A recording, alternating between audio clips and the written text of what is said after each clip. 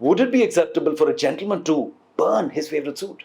To me, as a rather devout, formally dressed one, this sounds like a scene straight out of a horror film. But in at least one circumstance, it stands as fully justified.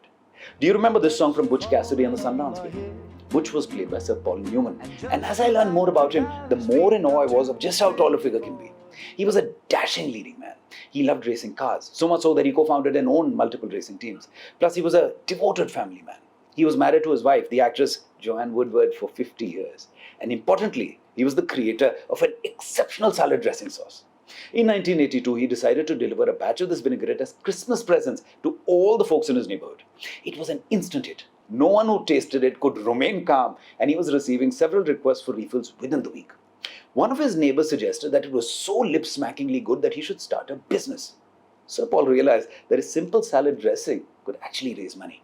He decided to seize the moment and sell the signature sauce in supermarkets, to be bottled with his face on the packaging, sold under the name Newman's Own Incorporated.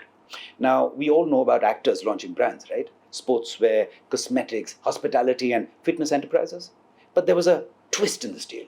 Sir Paul announced that all 100% of the after-tax profits, every final cent, would go straight to a list of charities.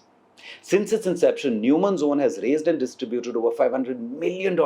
That's over 4,000 crore rupees to charities in 32 countries. Now, in Butch Cassidy and the Sundance Kid, these two are leaders of the Hole in the Wall gang, an outfit of outlaws that ride together and rob together.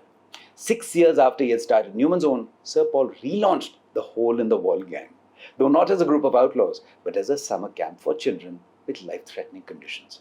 A haven where these children could find relief from their illness, rediscover joy through shared activities, and form bonds with other children. A place where, in Sir Paul's own words, they could kick back and raise a little hell. Though intensely private, he would gladly be present at that camp with those little ones, easing their pain, playing with them. This single camp would grow into the Serious Fun Children's Network that now includes a global community of 30 camps in over a dozen countries and has hosted over 1.3 million children with their families. Now, in light of all the wonderful work that Sir Paul's initiatives were achieving, he was being feted by global establishments, each honoring him with a prize and a gala felicitation. Though he reluctantly accepted the first few at the outset, the heavily reserved Sir Paul, upon turning 70, decided that he would not be accepting any awards for his charitable work that he felt wasn't anything special.